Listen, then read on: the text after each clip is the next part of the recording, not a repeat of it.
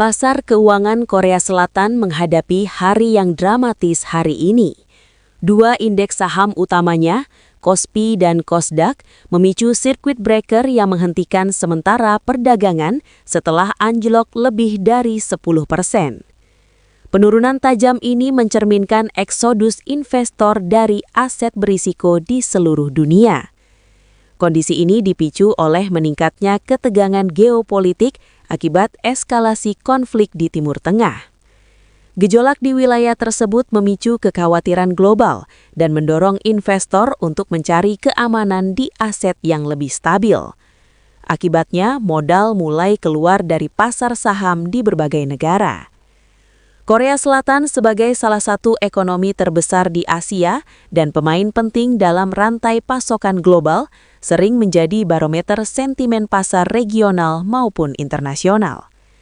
Circuit breaker sendiri adalah mekanisme perlindungan dalam sistem perdagangan saham yang dirancang untuk menghentikan perdagangan sementara ketika pasar mengalami volatilitas ekstrim.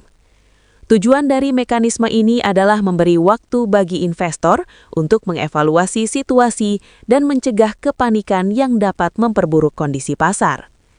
Anjloknya pasar Korea Selatan hanyalah bagian dari reaksi berantai di pasar keuangan global. Banyak bursa saham di berbagai belahan dunia juga mengalami tekanan yang serupa. Investor mulai mengurangi eksposur terhadap aset berisiko di tengah meningkatnya ketidakpastian geopolitik. Sementara itu, harga minyak dunia melonjak tajam. Di sisi lain, aset safe haven seperti emas dan obligasi pemerintah mengalami peningkatan permintaan. Bagi pasar mata uang kripto, situasi ini menghadirkan skenario yang cukup kompleks. Bitcoin dan aset digital lainnya terkadang dipandang sebagai alternatif safe haven atau lindung nilai terhadap inflasi dan gejolak sistem keuangan tradisional. Namun dalam kondisi ketidakpastian ekstrim seperti saat ini, aset digital juga dapat mengalami tekanan karena investor memilih memegang likuiditas atau aset yang lebih konservatif. Situasi ini kembali mengingatkan bahwa hubungan antara geopolitik dan stabilitas ekonomi global sangatlah erat.